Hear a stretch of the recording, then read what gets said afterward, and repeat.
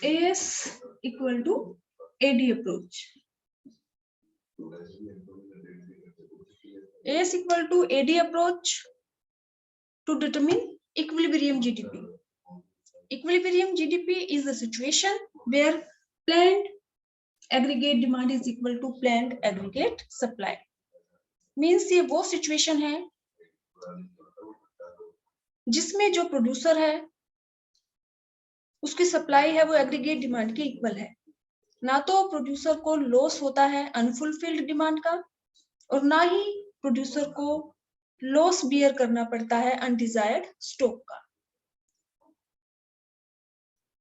और ये जो सिचुएशन है मीन्स अगर डायग्रामेटिकली हम देखें तो ये एक्स एक्सिस पे हम इनकम को शो करते हैं और वाई एक्सिस पे हम एग्रीगेट डिमांड को। ये हमारा है y equal to AS 45 degree का एंगल रेफरेंस लाइन क्योंकि ये शो करता है equality between income and expenditure. तो ये हमारा एग्रीगेट डिमांड कर्व है और ये जो पॉइंट है जहां पे ये y इक्वल टू AD या हम कहें AS इक्वल टू AD है, इसको हम क्या कहेंगे इक्विलिब्रियम जीडीपी। अब जो इक्विलिब्रियम जीडीपी है इसी पॉइंट को हम बोलते हैं aggregate effective demand. Aggregate effective demand. Aggregate effective demand. Effective demand means सिर्फ ये पॉइंट, ना इससे पहले की डिमांड ना इस पॉइंट के बाद की demand. Aggregate effective demand means वो डिमांड जहां पे एग्रीगेट डिमांड इक्वल है एग्रीगेट सप्लाई के। मीन्स इस सिचुएशन में प्रोड्यूसर को कोई लॉस बियर करना नहीं पड़ेगा। अब ये जो पॉइंट है ये तो हो गया इक्विलिब्रियम लेवल ऑफ जीडीपी। अब इस पॉइंट से पहले यहाँ पे क्या है एग्रीगेट डिमांड, यानी कि aggregate demand is greater than aggregate supply. Aggregate demand curve है और ये एग्रीगेट सप्लाई है। तो यहाँ पे aggregate demand is greater than aggregate supply और इस पॉइंट के बाद यहाँ ये हमारा है y is greater then AD, इनकी aggregate supply is greater than aggregate demand. तो अगर ये सिचुएशन है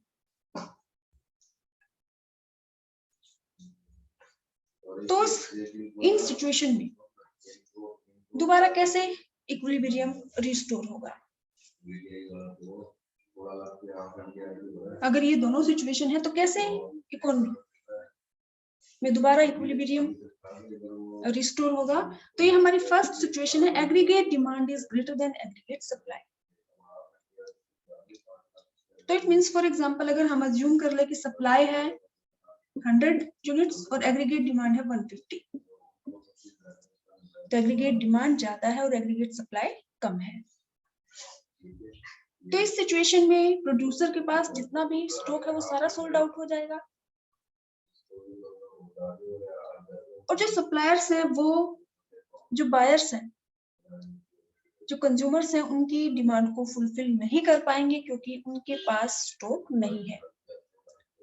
तो इसीलिए इस सिचुएशन में प्रोड्यूसर को लॉस बियर करना पड़ेगा अनफुलफिल्ड डिमांड का, क्योंकि सप्लाई कम है। तो जो प्रोड्यूसर्स हैं वो अपने कस्टमर्स की डिमांड को फुलफिल नहीं कर पाएंगे और इस सिचुएशन में प्रोड्यूसर्स को लॉस बियर करना पड़ेगा अनफुलफिल्ड डिमांड का। अब प्रोड्यूसर क्या करेगा इस सिचुएशन में, क्योंकि AS परफेक्टली इलास्टिक है।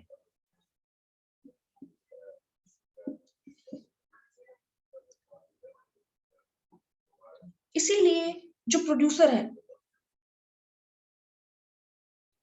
वो अपने प्रोडक्शन को इंक्रीज करेगा।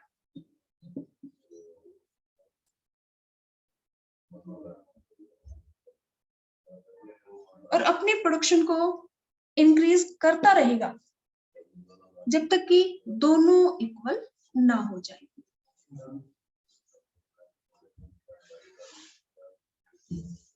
ये हमारा क्वेश्चन है, what happens if aggregate demand is greater than aggregate supply. तो इस सिचुएशन में जो planned aggregate demand is greater than planned aggregate supply, producer will suffer या producer will bear the loss of unfulfilled demand. क्योंकि producer के पास जितना भी स्टॉक है वो सारा का सारा सोल्ड आउट हो जाएगा और अभी भी डिमांड है, उसको फुलफिल करने के लिए प्रोड्यूसर अपने प्रोडक्शन को इंक्रीज करेगा और तब तक इंक्रीज करता रहेगा जब तक कि दोनों इक्वल ना हो जाए। तो ये क्वेश्चन बेटा आपसे ऐसे भी पूछा जा सकता है, what happens if AD is greater then AS और how would equilibrium be restored in an economy if AD is greater then AS। तो इसमें आपको यही एक्सप्लेन करना है कि एग्रीगेट डिमांड, जो प्लान्ड एग्रीगेट डिमांड है, is greater than planned aggregate supply. Producer के पास जितना भी स्टॉक है वो सारा का सारा सोल्ड आउट हो जाएगा और प्रोड्यूसर को बियर करना पड़ेगा लॉस ऑफ अनफुलफिल्ड डिमांड। इस सिचुएशन में जो प्रोड्यूसर है वो अब अपने प्रोडक्शन को इंक्रीज करेगा and this process will continue till AD equal to AS, जब तक कि दोबारा इक्विलिब्रियम रिस्टोर ना हो जाए। ऐसे ही ये जो हमारी सिचुएशन है ये क्या है, AS is greater then AD, AS is greater then AD means planned aggregate supply is greater than planned aggregate demand। अब इस सिचुएशन में सप्लाई ज्यादा है और डिमांड कम है, मींस फॉर एग्जांपल अगर हम कहें सप्लाई है 150 और डिमांड है 100, तो इस सिचुएशन में भी, ये जो सिचुएशन है इसमें भी प्रोड्यूसर को लॉस होगा अनडिजायर्ड स्टॉक का।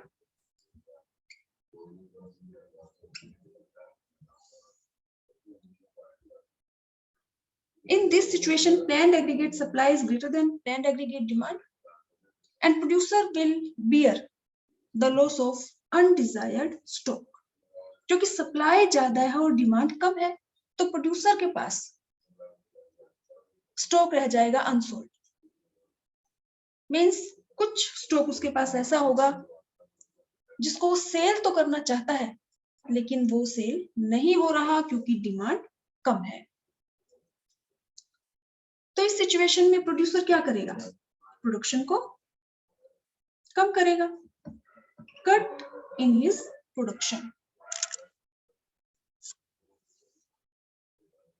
और प्रोडक्शन को कब तक करता रहेगा, till AS equal to AD। तो आपसे क्वेश्चन पूछा जा सकता है कि ये तो इक्विलिब्रियम की सिचुएशन है जहां पे planned aggregate demand is equal to planned aggregate supply, means producer को इस पॉइंट पे ना अनफुलफिल्ड डिमांड का लॉस बियर करना पड़ेगा और ना ही अनडिजायर्ड स्टॉक का। लेकिन ये जो सिचुएशन है ये वाली या ये वाली, तो इन सिचुएशंस में प्रोड्यूसर का बिहेवियर क्या होगा, कैसे दोबारा रिस्टोर होगा इक्विलिब्रियम जो पॉइंट है ये। तो इस सिचुएशन में आपको सिर्फ ये ध्यान रखना है कि अगर डिमांड ज्यादा है और सप्लाई कम है, तो क्योंकि AS परफेक्टली इलास्टिक है अकॉर्डिंग टू कीन्स, तो जो सप्लाई है वो अपने आप को एडजस्ट करेगी और एग्रीगेट डिमांड तक आ जाएगी। और अगर सिचुएशन एग्रीगेट सप्लाई ज्यादा है एग्रीगेट डिमांड कम है, तो इस सिचुएशन में जो प्रोड्यूसर है वो अपने प्रोडक्शन में कटौती कर देगा और तब तक करता रहेगा जब तक कि दोनों इक्वल ना हो जाए।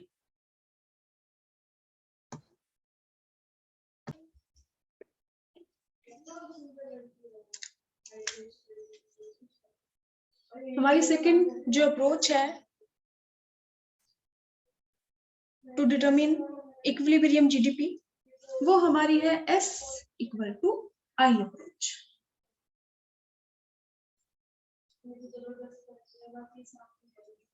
फर्स्ट जो हमारी अप्रोच है वो है AS equal to AD approach.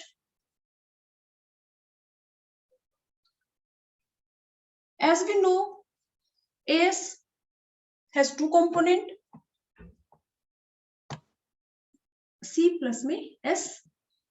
For aggregate demand, it has also two component, C plus में I.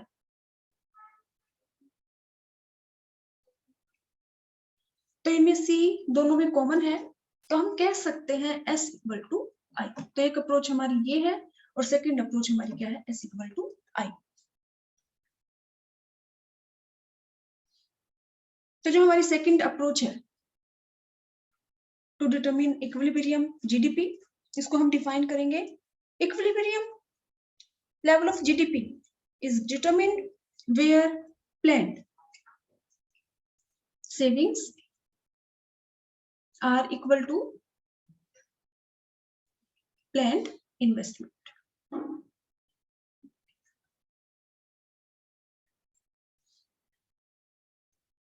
जहां पे हमारी जो प्लान्ड सेविंग्स है वो इन्वेस्टमेंट के इक्वल होंगी, उसी को हम कहेंगे equilibrium GDP, equilibrium output, equilibrium income, equilibrium employment. इसको हम एक शेड्यूल की हेल्प से समझते हैं. ये हमारी है इनकम,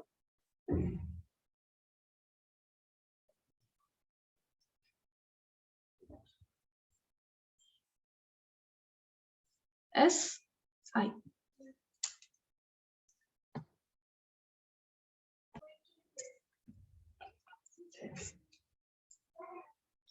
तो इसमें इनकम हम ले लेते हैं 0, 20, 40, 60, 80, 100. कंजम्पशन एक्सपेंडिचर हम ले लेते हैं यहाँ पे 30, 40, 50, 60, 70, 80. अब अगर हमें कंजम्पशन एक्सपेंडिचर पता है, we can find out savings. 0 minus 30, तो सेविंग की वैल्यू हमारी यहाँ पे आ जाएगी माइनस का 30. 20 माइनस में 40, ये हमारा आ गया माइनस का 20. 40 माइनस में 50, ये हमारा आ गया माइनस का 10. 60 माइनस 60, ये हमारा आ गया 0. 80 माइनस में 70, ये हमारा आ गया 10. और 100 माइनस में 80, ये हमारा आ गया 20. ये हमने सेविंग्स कैलकुलेट कर ली है. ये हमारा है इन्वेस्टमेंट एक्सपेंडिचर. अब जो सेविंग्स है ये पॉजिटिवली रिलेटेड है विद इनकम. मींस जैसे जैसे इनकम इंक्रीज होगी वैसे वैसे जो सेविंग्स है वो भी हमारी इंक्रीज होंगी. पहले नेगेटिव ये 30 है, फिर -20, -10, फिर ये 0 में कन्वर्ट हो गई और उसके बाद हमारी कन्वर्ट हो गई पॉजिटिव वैल्यूज में 10, 20. जो इन्वेस्टमेंट एक्सपेंडिचर है ये हमारा है ऑटोनोमस. ऑटोनोमस मींस जो इन्वेस्टमेंट एक्सपेंडिचर है it is not depend upon income. ये कांस्टेंट रहेगा, यानी कि अगर इनकम 0 है तो हम इसको अगर 10 अज्यूम कर लें, 20 पे भी 10, 40 पे भी 10, 60 पे भी 10, 80 पे भी 10, 100 पे भी 10. या अगर हम इसको अज्यूम कर ले 20, तो ये 0 पे भी 20, 20 पे भी 20, 40 पे भी 20, 60 पे 20, 80 पे 20, 100 पे 20. तो इट डिपेंड्स अपॉन यू कि इन्वेस्टमेंट की वैल्यू आप चाहे 10 ले 20 ले, लेकिन ये जो है ये आपकी कांस्टेंट वैल्यूज होंगी. अगर आपने 10 अज्यूम कर लिया तो पूरी शेड्यूल में हम 10 लेंगे. 5 अज्यूम कर लिया तो पूरे शेड्यूल में हम इसको 5 लेंगे. तो हमने इसको 20 अज्यूम कर लिया. इक्विलिब्रियम पॉइंट कौन सा है? अगर हम देखें व्हेन इनकम इज 0 तो सेविंग और इन्वेस्टमेंट इक्वल है? नहीं. इस सिचुएशन में investments are greater than savings. यहाँ पे सेविंग्स है -20, इन्वेस्टमेंट है 20. तो इस सिचुएशन में भी दोनों इक्वल नहीं है. यहाँ पे भी savings is less than investment. ये जो सिचुएशन है माइनस सेविंग है माइनस का 10, इन्वेस्टमेंट है 20. तो इस सिचुएशन में भी savings are less than investment. यहाँ पे भी हम देखें तो सेविंग 0 है, इन्वेस्टमेंट है 20, saving is less than investment. यहाँ पे भी 10 सेविंग 10 है, इन्वेस्टमेंट है 20, तो यहाँ पे भी savings are less than investment. अब ये जो पॉइंट है 2020, यहाँ पे क्या है, दोनों इक्वल है, savings are equal to investment.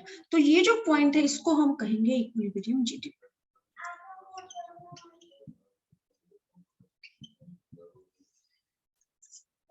कौन सा पॉइंट है equilibrium GDP? Where S equal to I, जहां पे हमारी सेविंग्स और इन्वेस्टमेंट दोनों एक दूसरे के इक्वल है, उसको हम कहेंगे इक्विलिब्रियम लेवल ऑफ जीडीपी।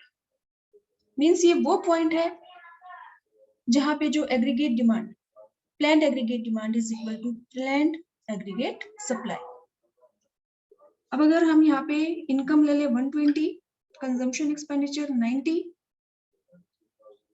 तो ये है 20, यहाँ पे हमारी जो सेविंग्स आएंगी 120 माइनस में 90 आ गई 30।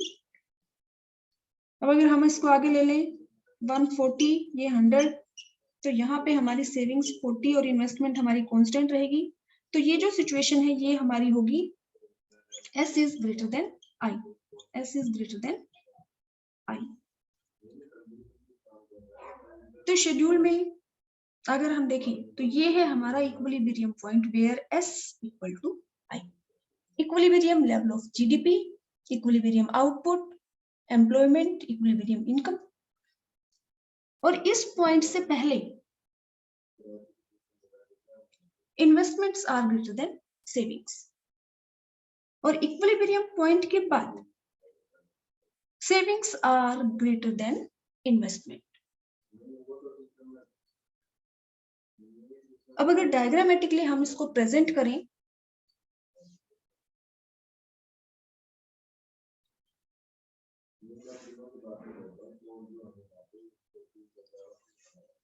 अब अगर हम देखें तो सेविंग्स पहले हमारी जो वैल्यूज है वो नेगेटिव वैल्यूज है, उसके बाद सेविंग 0 और फिर हमारे पास पॉजिटिव वैल्यूज हैं। तो हम यहाँ, ये हमारा ओरिजिन पॉइंट है, पॉजिटिव वैल्यूज हम यहाँ लेंगे। यहाँ पे इनकम हमारी है 0 to 140 तक हमने ली है।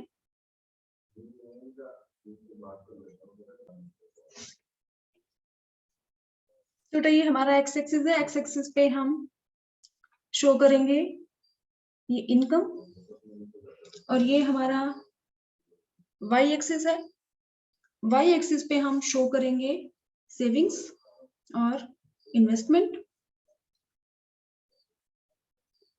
तो इसमें हम यहाँ वाई एक्सिस पे अपनी वैल्यूज ले लेते हैं। ये हमारी है 20, 40, 60, 80,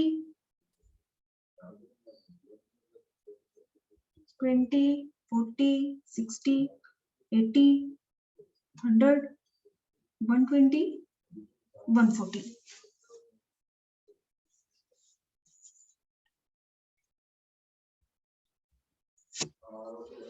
ये हमारा वाई एक्सिस है, इस पे हम वैल्यूज हमारे ले लेते हैं। सेविंग हमारी 40 तक है, तो हम ये ले लेते हैं ये 10, 20,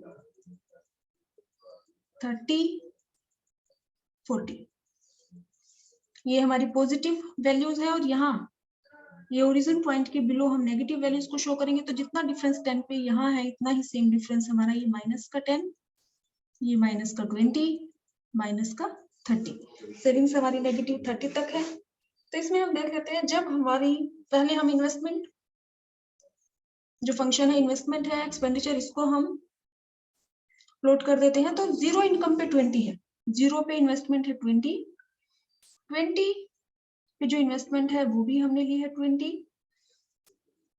40 पे भी है 20, 60 पे 20, 80 पे 20, 100 पे 20, क्योंकि ये हमारी ऑटोनोमस इन्वेस्टमेंट एक्सपेंडिचर है। तो ये हमारी कांस्टेंट लाइन बनेगी पैरेलल टू एक्स एक्सिस। अब हम शो कर देते हैं हमारी सेविंग्स को।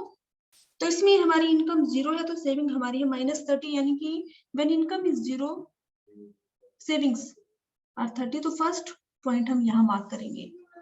अब इनकम है 20, सेविंग्स है माइनस का 20, तो यहाँ पे इनकम 20 और यहाँ पे सेकंड -20 के सामने हम ये स्केल का यूज करना है बेटा आपको। Income is 40, savings -10। तो इनकम जब 40 है तो ये यहाँ है, ये -10। अब इनकम है 60, सेविंग्स है 0, यानी कि 60 पे ये पॉइंट, यहाँ 60 पे सेविंग्स क्या है 0। ये इनकम है 80 और सेविंग्स है 10। इनकम है 80 और सेविंग यहाँ है 10, तो 80 और 10 के सामने यहाँ ये पॉइंट मार्क कर देंगे। अब इनकम है 100, सेविंग्स है 20। इनकम है 100 और सेविंग्स है 20, ये पॉइंट। अब इनकम है 120 और सेविंग्स हमारी है 30, तो यहाँ 120 पे ये 30, यहाँ 30 के सामने और यहाँ से ये 120। अब इनकम है 140 और सेविंग्स हमारी 40, तो 140 पे हम लेंगे ये 40 के सामने, यहाँ से 40।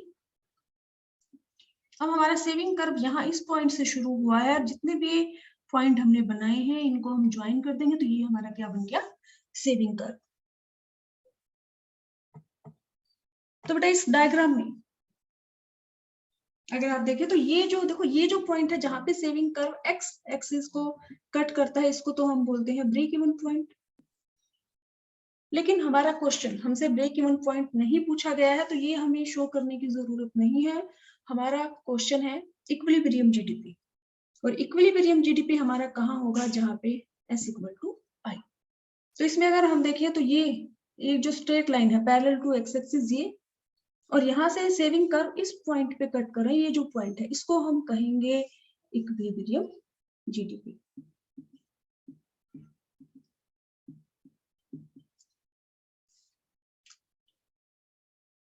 मींस ये वो सिचुएशन है जहां पे प्रोड्यूसर को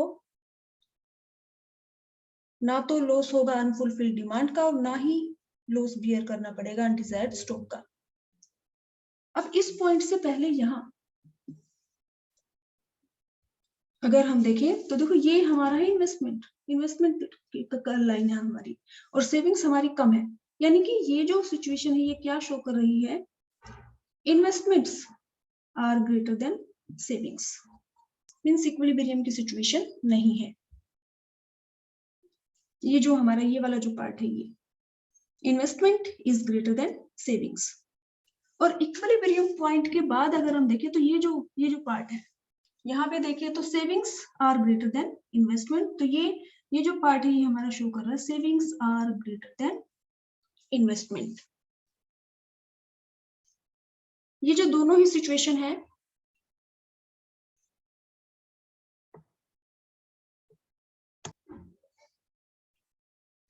अब इसमें जो हमारी सिचुएशंस हैं, इन्वेस्टमेंट ग्रेटर देन सेविंग्स, और एक हमारी है savings are greater than investment. तो इन दोनों ही सिचुएशन में इक्विलिब्रियम नहीं है, दोनों ही सिचुएशन में प्रोड्यूसर को लॉस बियर करना पड़ेगा, या तो अनफुलफिल्ड डिमांड का या फिर अनडिजायर्ड स्टॉक का।